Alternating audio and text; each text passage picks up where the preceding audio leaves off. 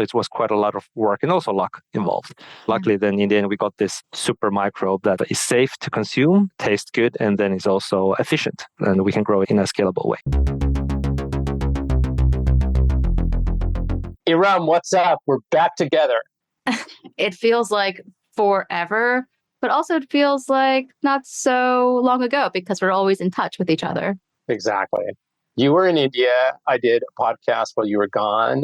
I did some intros. Then I left and went on the road for a couple of days. And so finally, mid-January, here we are back together.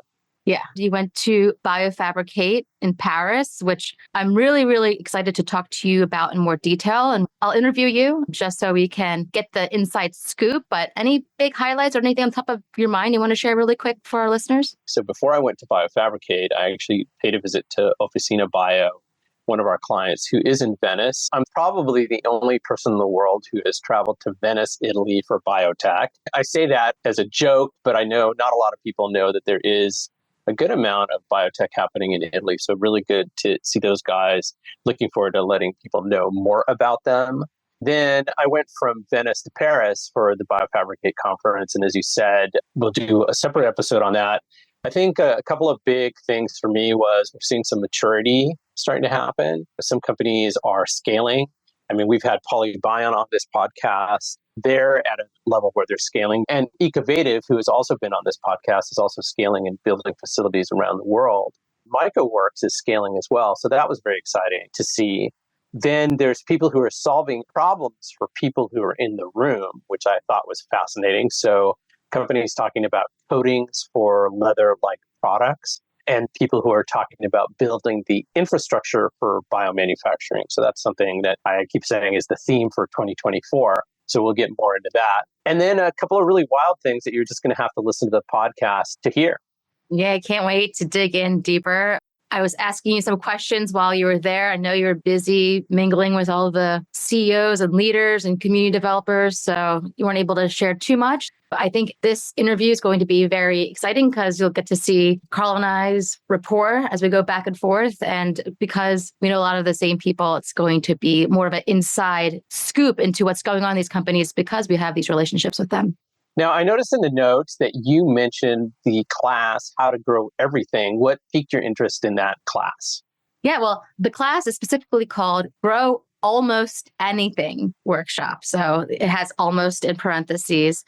And when I first saw it, like you just said, I thought it was Grow Everything Workshop class. And I'm like, this is perfect. Well, who's doing this? And then I looked into it more, and it seems to be a class that came out of MIT. And I know you know the people that ran this class. I wanted to bring it up because it seems like there was some activity that opened this class up to more people. And I actually got a message from my India WhatsApp group about it. They shared this workshop with the group. Almost instantaneously, I opened up LinkedIn and then you reposted something about it. I'm like, what's going on here? So anything you can share with us? Anything you know? So I think that the title of the class is How to Grow Almost Anything.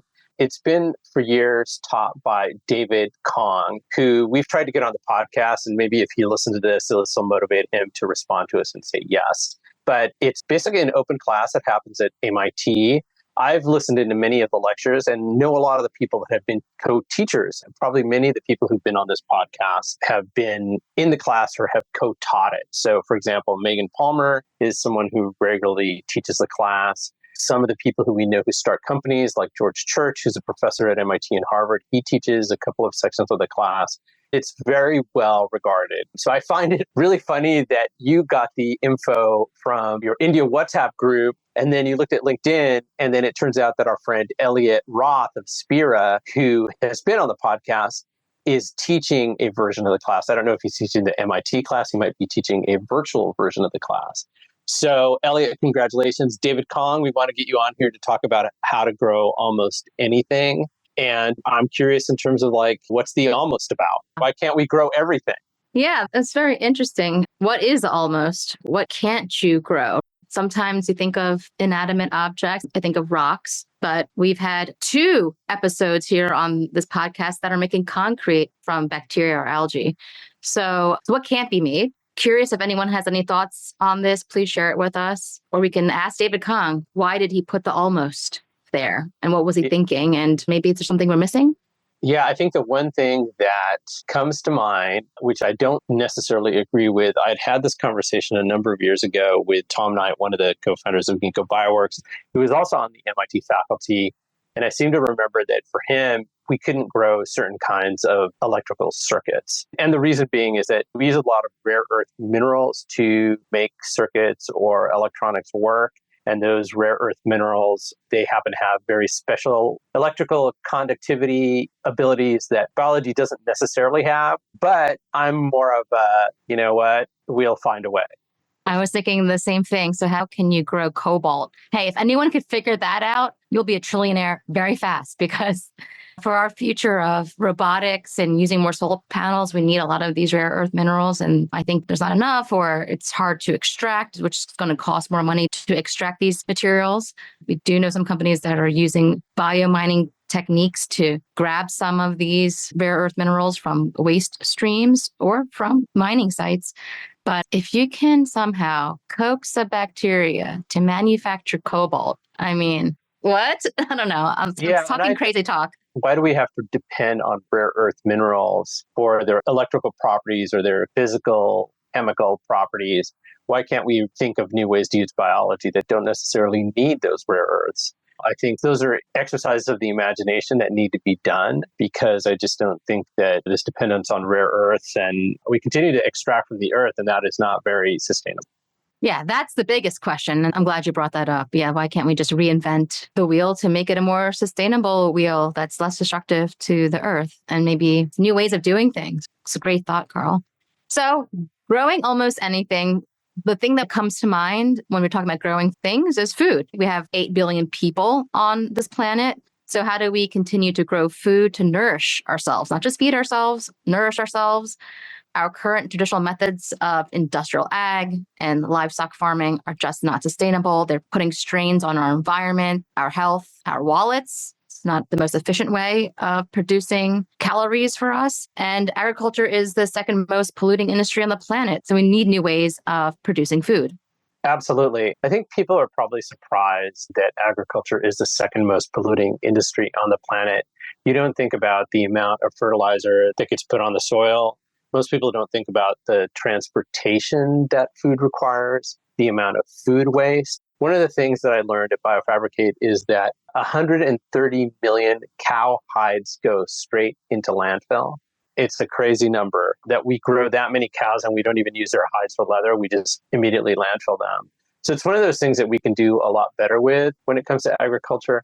I'm excited to hear more about the person who you interviewed while I was gone, Erum. Yeah. I interviewed Shilei Zhang of Solar Foods. He's a chief commercial officer of Solar Foods. And I actually got introduced to Shilei through his colleague. And I got introduced to his colleague by David Benzoquan. David I met at an alternative protein potluck dinner that was hosted by the Deputy of Food Policy here in New York City. And these potlucks are designed to bring in different community leaders, CEOs, investors, consultants that are looking at the alternative protein space. And we shared different products. So when I met David, I mentioned that we had this podcast that we featured a lot of biotech companies.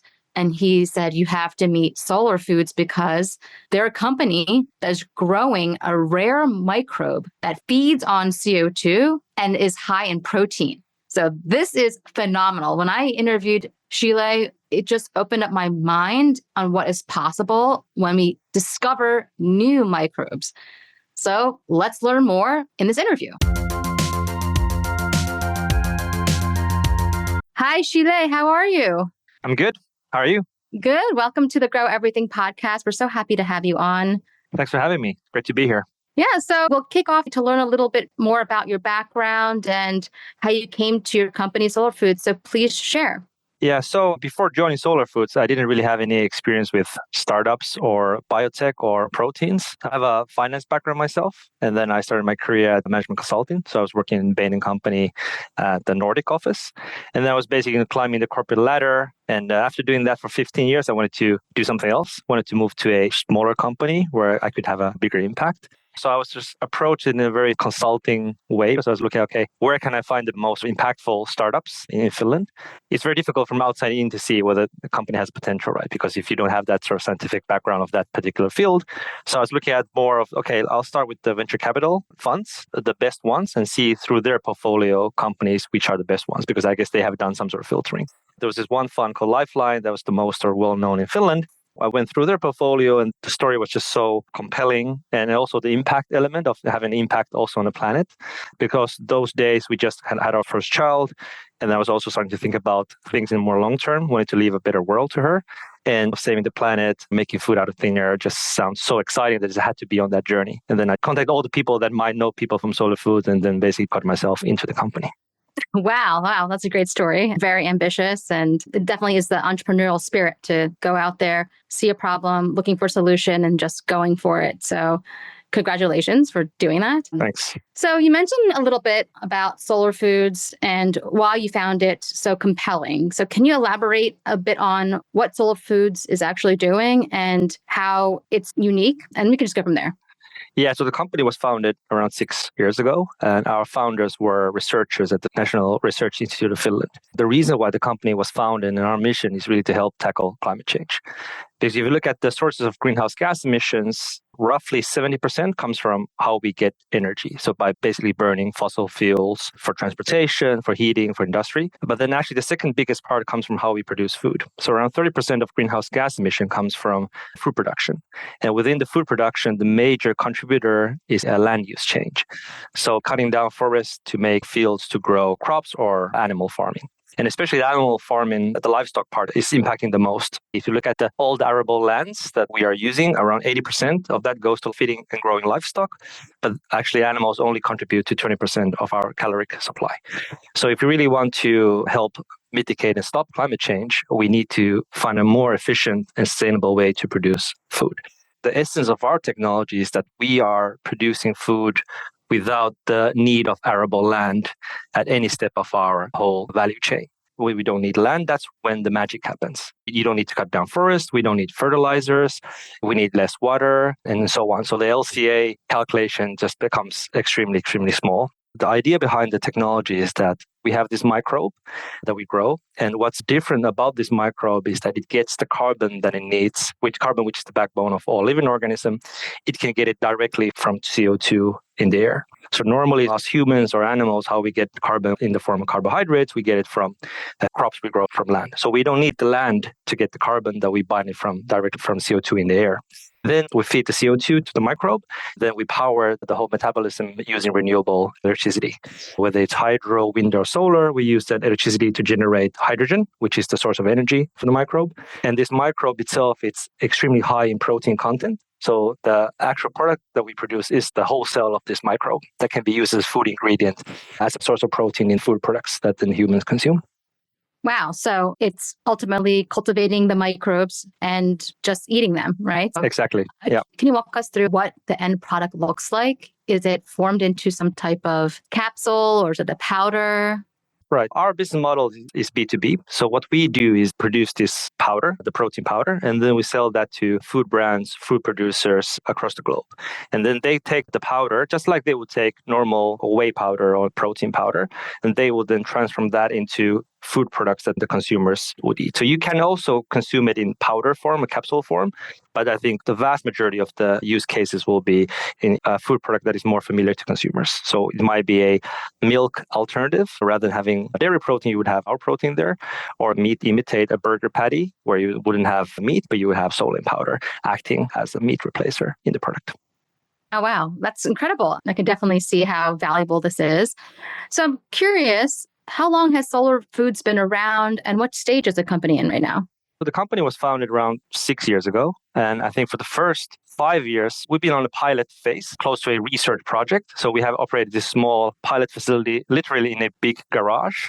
But then for the last year or so, it's been very critical that we are actually moving gradually from the garage out into the open space to the market, move from a startup phase, moving more towards a scale-up phase. So we are now constructing our first commercial scale factory in Finland. The physical building is actually already completed. So throughout the first half of this year, we are actually ramping up the production. It's 10 minutes from the Helsinki airport, so it's open to everybody because we believe in full transparency. Because what we're producing is something new that we know that we need to spend a lot of effort to get the consumer buy-in, so it doesn't sound too weird or too crazy. That's why we wanted to be open to anybody to can come and see how the process works. So the factory is complete and we're starting commercial production during this year. Also, our product is already out on the market, available to consumers in Singapore. We're producing a novel food ingredient, meaning that humans have not consumed this before. So before we can sell that anywhere in the world, we will need to get approval from the local authorities. So in the US, it will be FDA and then EFSA. And Singapore was the first market to provide us that approval since end of 2022. So from 23 spring onwards, so consumers have been able to buy our products that contain our ingredient from a restaurant. And we expect to get approval from United States towards the end of this year and then EU in 2025. Wow. Congratulations. I know that you're a big part of this. You are the chief commercial officer. So this is your bread and butter in terms of your role at Solar Foods. I'm curious, the product Solene is out in the market in Singapore. People are buying it, but in what form? Like, where is the Solene going into? What foods? Yeah, that's a great question. So at the moment, it's available in one restaurant because we're still supplying only from that small pilot lab. So the volume we are able to provide is minuscule, and that will change throughout this year when we get the factory operational. We call it Factory 01. And the form that the restaurant is serving, it's ice cream. So it's a Solene ice cream, Solene gelato, chocolate flavored gelato. So what you have, it's almost identical to a dairy ice cream. But the difference is that whey protein is not milk protein, it's our Solene protein. And then the oil we use is vegetable oil and the sugar and cacao flavors. Yeah, so it's like dairy ice cream, just without the dairy part. Okay, so wait, hold on a second. So it's like dairy ice cream. Does it have the same mouthfeel? Have you tasted it? Yes, absolutely. Okay, Yeah. so tell me a little bit. Is it exactly the same? If you did a blind taste test, is it exactly the same? We asked the consumers, because there are consumers who have went there who didn't know it was Solene ice cream because in the menu it just said Solene gelato. And then we asked afterwards, did you realize it wasn't dairy ice cream? Most of them didn't notice any difference. So yeah, I think the Solene, it's extremely versatile ingredient.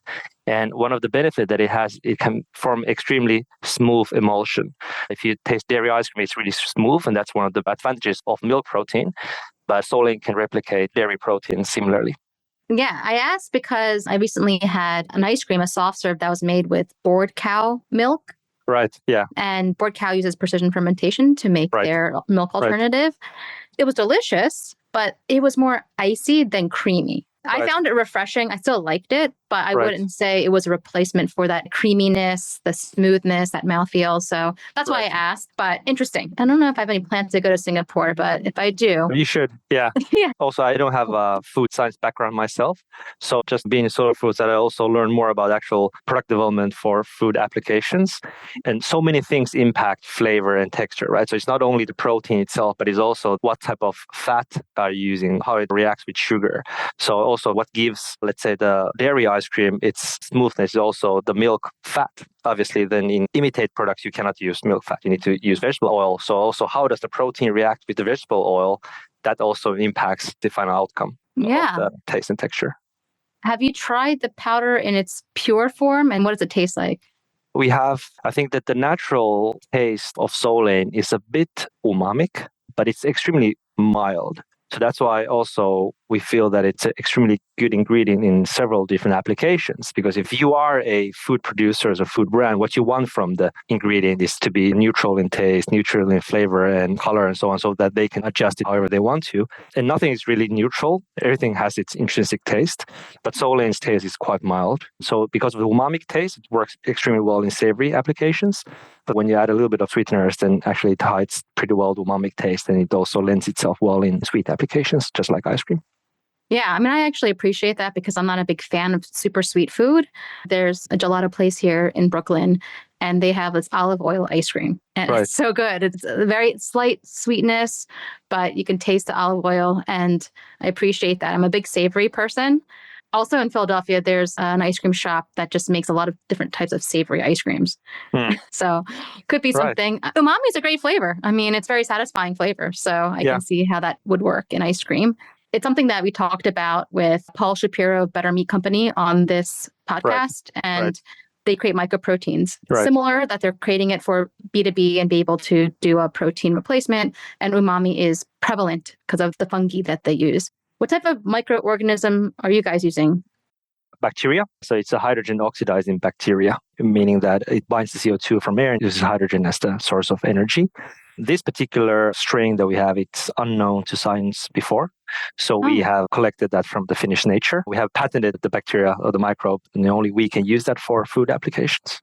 Wow. Ding, ding, ding, ding, ding. That's exactly what I wanted to hear because I love to hear stories like that when you discover something so rare in nature and are able to leverage its natural being. Has it been modified? No.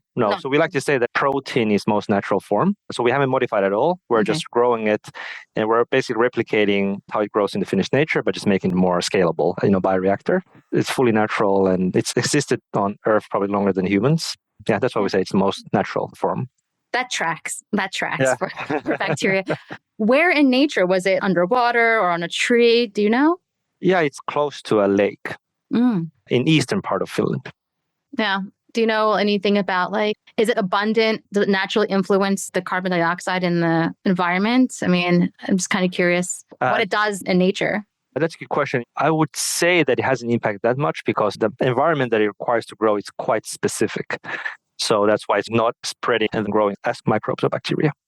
So it actually was quite a lot of work for us because we were searching for this type of organism and we knew in what type of environment it would grow.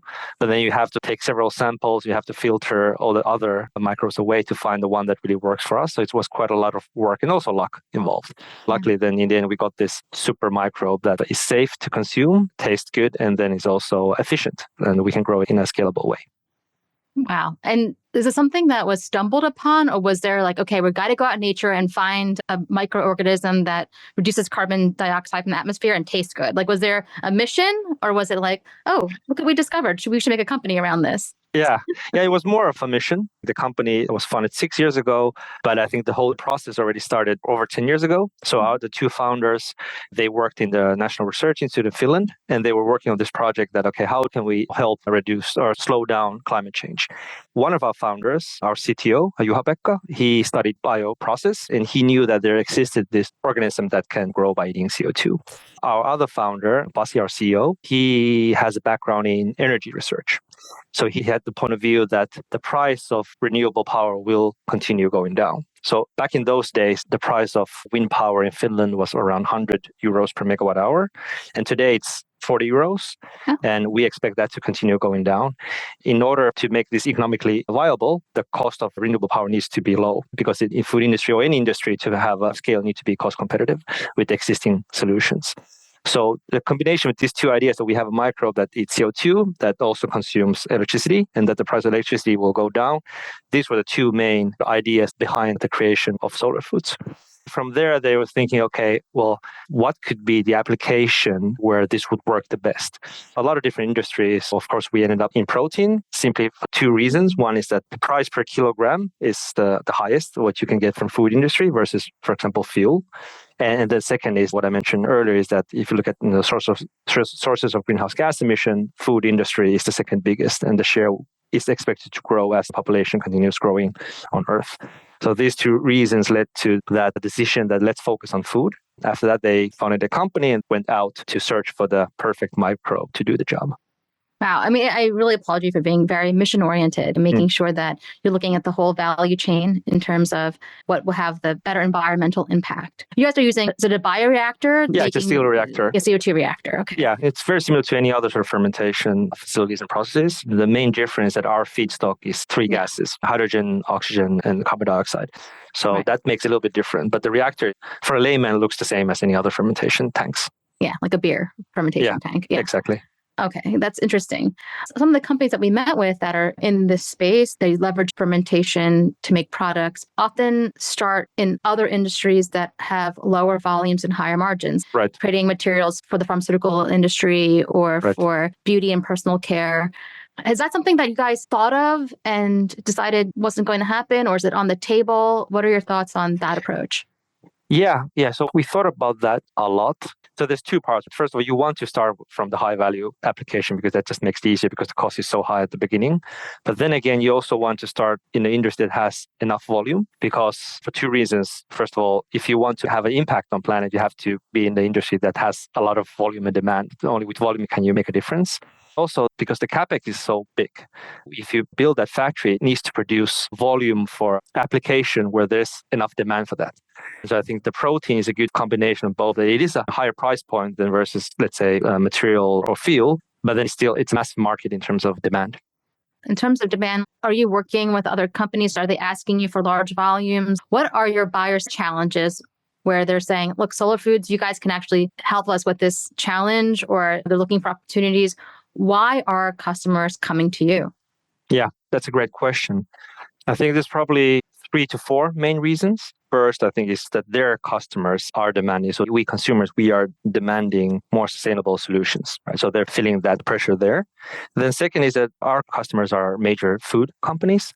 And many of them, especially the larger one, the listed one, they have their own carbon emission reduction targets that they need to achieve. And they need new technologies, new ingredients to really sort of make that happen.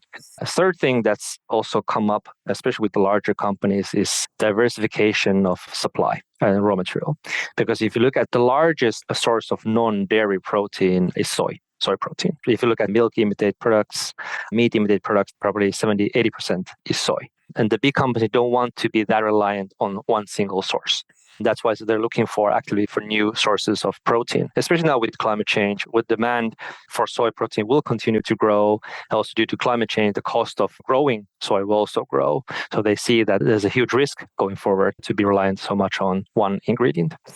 And then the fourth reason, and this is more for food brands that are located in food importing countries, let's say Japan or China, is the food security. So COVID showed how fragile the global supply chain is for everything from semiconductors to agricultural products. And because our technology, we can offer food security, that you can grow the CO2 anywhere in the world and there's sun shining or wind blowing.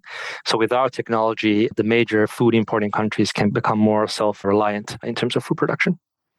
Oh, yeah, that's amazing. And I can hear Karl already, even though he's not here, but we have a hive mind and he's going to ask me to ask you a question about distributed manufacturing. Right. So right now you're talking about Factory 01, right? 01, yes. In Helsinki by the airport, we can all go and see it. You're welcoming everyone to come see it from transparency. How do you plan to expand your manufacturing across the world? Right. Exactly. So for us to have an impact, we need to have Factory 02 that's 100 times bigger and then thousands of those across the globe. And we cannot do it alone because the time is against us. The planet is burning and we need to do something. We need to do it fast. So the fast way for us to scale this is to build the factories together in partnerships with other food companies or food ingredient suppliers. So the first factory is fully built by us because we need to demonstrate that it scales. Already for Factory 02 and onwards, we're open to licensing the technology or doing a joint venture or whatever form that's sort of needed to get as many factories up and running as possible. And what is the capacity for Factory 01? The capacity is around 150 metric tons of the powder per annum. Right. And then how much carbon would that reduce if you produce that much? Do you have that math? Yeah, I don't have that math. It depends what we compare ourselves to. So if you look at our protein, if you compare to cow, it's 200 times less carbon emission than cow. Yeah, I think people can get that then. Oh, that's really interesting. So I actually want to get back to the idea of producing this microbes and we're actually eating the microbe. The product right now is Solene. How does this work in terms of labeling the product? That's something I think would be very interesting to consider. What is written on the label?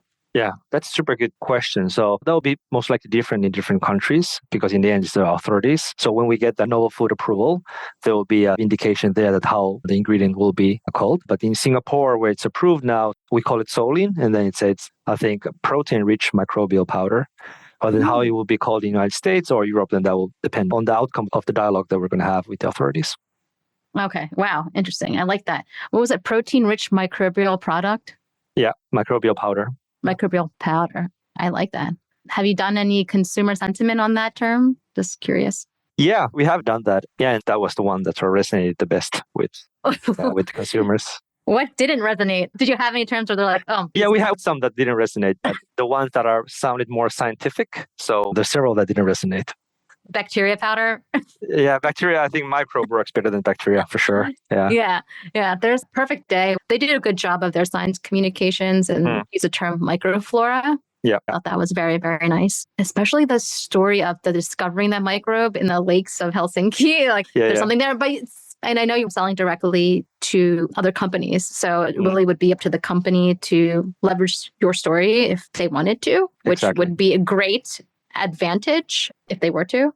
A lot of the companies that we've interviewed on this podcast, because of their mission, because that they are sustainable and also higher performing, though, which you guys are checking off a lot of boxes too, their clients are leveraging their messaging for their markets when they sell directly to consumers. So exactly.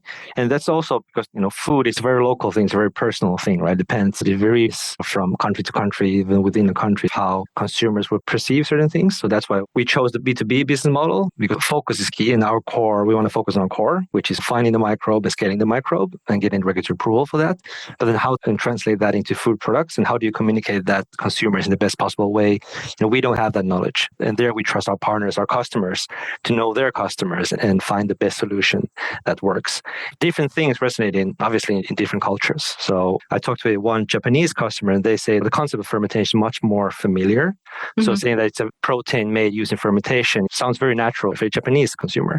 Whereas here in the Nordics, fermentation is everywhere, but maybe the normal consumer is not that aware of what it means, except perhaps making beer.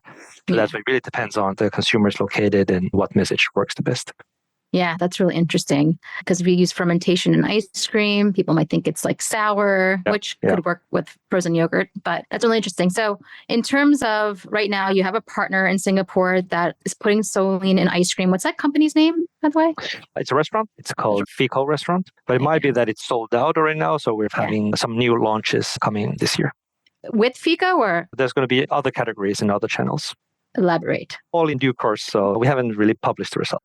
Okay, top secret. Totally get it. Okay, so you're not telling us the existing strategy that's going to be rolled out, but hypothetically speaking, you talked about whey protein, you talked about like a whey protein replacement, a milk protein replacement. What are some other products that you can imagine that a consumer would consume Solene in? So you mean the food product or the ingredient food product? So one area that's, of course, very interesting is the meat imitate segment. So, of course, now there's a lot of headwind, especially in the United States. The market declined last year, but in Europe, it's still growing. But I do believe that in the long term, there will be demand. That category will continue to grow.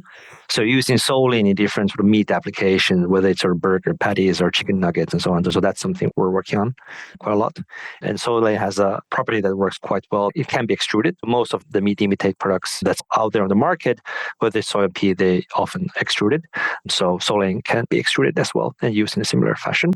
Then what you can have is protein shakes, the protein bars, more of a nutrition or sports side. And then just, for example, ready-to-eat meals, soups, or something that you can just pour water and then you have a whole meal in mac and cheese. We can replace the cheese part there. So it's quite versatile. So several different applications to be announced in the future. Cheese powder is really big, especially here in the US. When we're talking about macaroni and cheese or snacks with cheese powder all over them, especially when it's like those extreme flavors where there's so much cheese powder on one chip. Right. So that's very interesting. That stuff is addictive. I love Doritos. I eat it very sparingly, though. But yeah, it's great. I mean, especially if it has a little bit of the umami flavor now. Right. Have you considered ways to adjust the flavoring of the protein with different media formulations? Yeah, that's a good question. I guess you mean the ingredient itself, right? So obviously the final product will have different taste and sweeteners and enhancers, right. But you're talking about the ingredient itself. Yeah. We haven't worked that much yet because Solene already is quite mild, so it's quite versatile, but you can always improve. And so there's different ways that we're thinking to pursue in the future. One is different downstream processing. So now after we grow it, we homogenize it and we dry it. So different sort of homogenization runs and how we dry it, that might impact the taste profile. Another way to work on the taste is fractioning, that now we take the whole biomass, so we don't process it at all. But if you only take away the proteins there, filter it, that will also have impact on taste. And then the third one is that we're also constantly screening for new organisms. So the common denominator is that the bacteria will all eat CO2, but then we're looking for different taste profile or different growth profile or different color profile.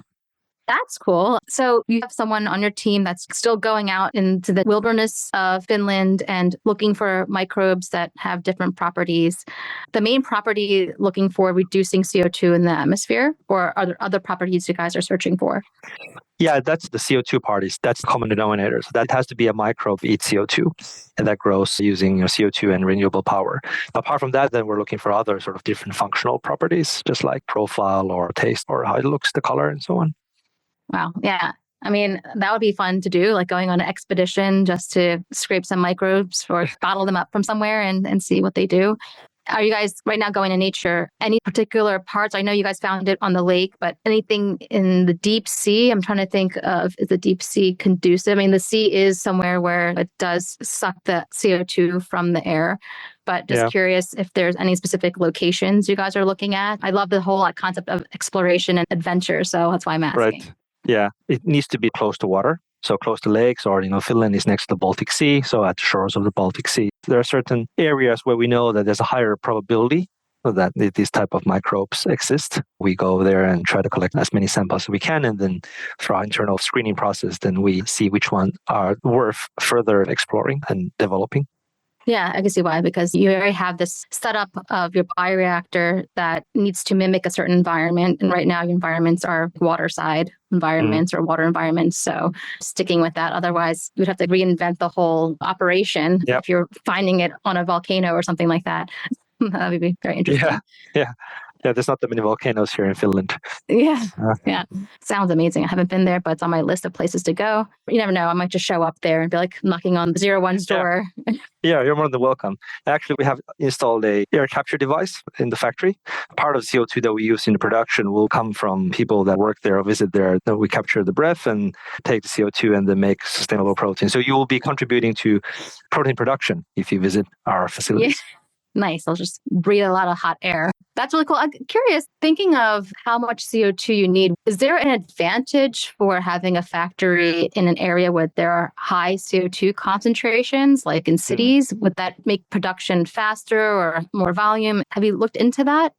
Yeah, we have looked at the factors that decide what is the most optimal place to construct Solene factories. I think the key determinant is really the price of electricity, because it all comes down to cost. And cost of electricity, that's the main cost for us. We have actually on our webpage, solarfoods.com, we have a map of the world where we actually calculated where do you have the cheapest renewable power, whether it's hydro, wind, or solar. And the best place is obviously in the Sunbelt region, so where there's the most sunlight, the cheapest solar power, but then also here in the north in Finland where you have wind power. Basically places where at the moment it doesn't make economic sense to grow food. In these places is the most cost efficient to produce Solene. Oh, wow. Yeah. Well, you guys are leveraging wind power, so there's actually wind foods. Yes, exactly. Currently it's wind foods, yes. But I think solar foods just maybe resonates better. Yeah, it does. It definitely does. It makes it seem very sunny and shiny. So it's a great company name. So you guys started 10 years ago and then finding this microbe 6 years ago, and you guys are honing in on scaling up. You guys raised 8 million euros so far. Yeah, the recent round was our Series B was 8 million. But in total, during the last 6 years, we have cumulatively raised over 100 million euros. So we have equity, but then also debt financing, and then also grants. Right. So we've been very, very fortunate that we're one of the few companies in the alternative protein sector who have been able to raise a debt financing. Oh, wow. Yeah. Congratulations. That's amazing. Are you raising a new round, or how are you guys doing that way? Because we're just kind of curious. We do talk to a lot of investors. You guys have an interesting company, just out of curiosity. Yeah. As a startup, we're always raising funds. There'll be a new rounds coming up in the future. Yeah. Hopefully grant funding. Yeah, hopefully. Yeah. Free money is the best money. Yes. So we've been very fortunate as well that we have gotten funding from the Finnish state and also the European Union. I think it's really great news that governments across the globe have been more active in this field lately and hopefully even more in the future. And also the Inflation Reduction Act in the United States as well. I think it's going to have a very positive impact on our whole sector. Yeah, I was actually curious to learn more about how Finland, besides the funding, is supporting solar foods, whether it's talent or tax incentives. I'm just curious to see how they're supporting you. Yeah, for startup funding is the key. Finland's a small country. Relative to Capita, at the moment, we have actually quite a lot of companies working in the alternative protein and food tech space. Most of them also have a background from the National Research Institute. So quite a lot of talent in the field of fermentation. Really, to get this product on the plate of the consumers, you need a lot of other talents as well. We need a food scientist. We need people who understand regulatory part of things.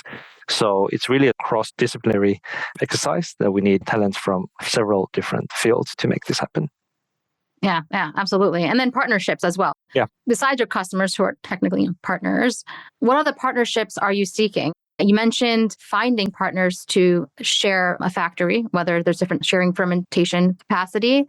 But just curious if you guys are exploring different types of partnerships. Are there ones that you want to mention? Yeah, so customers often are the food producers, but then equally important, especially in the future, as you mentioned, the production partners, companies that are helping us or building factories together with us, can be the food brands, but most likely will also be companies that are supplying ingredients to the food companies at the moment. So there's one partnership that we have announced that's public information. So we have this strategic partnership with a Japanese company called Ajinomoto. So they are a amino acid supplier to the food industry. They also have their own brand, so they also can act as a customer, but also they have a really long history and experience in the field of a large-scale fermentation. So hopefully there will be a lot of value for us in the future if we would collaborate also on the production side. Okay. And is that something still being worked out? Are they going to collaborate at Factory 01, or are you guys looking to collaborate in Japan? This has been announced, actually, so I can say about this is that this year we'll conduct test marketing together in Singapore. So we'll be launching a consumer food product that contains Solene as a key protein ingredient. I cannot yet say what the product is, but it will happen first half of this year. Okay, well, definitely keep tabs on you, and we will update you guys' developments on this pod because it's very, very fascinating. One of the things I wanted to talk about specifically is, since you don't have a traditional biotech background, you came into it. You were seeking out a solution. The solution ended up being something that's a biotech solution. Has this opened your world up into other biotech categories? Have you been looking at other companies? What are some of the companies that you find to be very fascinating, that you admire? Would love to get your perspective from an outsider point of view. Yeah. I mean, still very new to me. I'm still trying to learn as much as I can, but it opened my eyes. I didn't really have any idea what biotech meant actually before joining Solar Foods. And now I just realized how so many things that I'm using that we are reliant every day is actually biotech or fermentation somewhere in the value chain that enables it. So I'm still just fascinated how we are able to do what we're doing at the moment. It's just fascinated by everything that biotech is doing and will do in the future. Yeah. I'm sure it's exciting to wake up every day to work on Solar Foods commercial expansion. So that's very exciting. To learn more about biotech companies, feel free to listen to other episodes of this podcast. Yeah, absolutely. One episode you should definitely listen to, and you might have already heard them, or you might even know them, is Lanzatech, because they're using CO2 to make different products and different textiles. They're definitely friends. You guys are in the same world of reducing CO2 from the atmosphere and making valuable products. Do you know them, by the way? Yeah, I mean, I know about them, but definitely will have to listen to that episode. Sure, and learn a lot. We'll introduce you. I mean, this is what we do. We'll give you one step better. Now you're on the inside. You're on the Through Everything guest list, VIP. Right. Yeah, thank you. Yeah. Cool. Well, this has been such an amazing conversation. I enjoyed getting to know more about you, more about Solar Foods, more about your strategy. It's so interesting to me, especially as we talk to some other biotech companies here on Grow Everything. So I really appreciate you and your time. Yeah, it's been a pleasure. Thanks a lot for having me. Wow, Erum, that was an incredible interview. I had listened to it as soon as I got back from my travels, and I really enjoyed it. You did a superb job. Thank you. I thought about you. I was like, oh, I don't have Karl. What am I going to do here? Am I going to ask the right questions? Although I know we prepare for these episodes, and I was very nervous, but I'm glad I got your approval. I'm glad you liked it. You handled it like a pro. I think it's a good sign. I mean, we both have done interviews alone, and I think we're busy. So I think we should be happy when we get to each do solo episodes. Yeah. And this episode was great. It was another example of interviewing someone who doesn't have a biotech background, but use their own expertise to help grow a company that's focused on biology or leveraging biology to make materials that we need. I think getting more people that don't have a biotech background is inspiring to people to get into the space. I mean, that's what we were really trying to do here too, is to grow the bioeconomy by sharing stories from the field. Yeah, I have to tell you, I laughed when you asked the question about distributed factories and you're like hive mind, because as soon as he started talking about that, that was my thinking as well. So I'm super psyched for Solar Foods and the fact that they're in Singapore, a country that has been a leader when it comes to investing in biotech foods or cultivated foods. So that whole part of the conversation made me laugh a bit because it's like we showed that we're thinking the same way. Yeah, yeah. And their whole approach to biomanufacturing, setting up these factories and sharing them with other partners that are looking to make bioproducts. They're not just thinking, okay, we're just going to build this factory and make our own products. We're going to open it up to other partners to develop complementary products. Their partnership with that company in Japan that's making the amino acids is one step closer to that. I also appreciated when I asked Shilei, are you looking to release lower volumes for a different market? Because we've come across companies that they need to make money now. So they're looking at different markets that have higher price points for their products so they can start getting revenue in. But he didn't waver. He was like, look, the problems that we need to solve are between climate and food insecurity. And we're just going to focus on that 100%. Yeah, it might take some time to make revenue, but they already have customers. So it's not a concern. They're proving it out and they're just hell bent on solving big problems. And I appreciate that from what's going on at Solar Foods.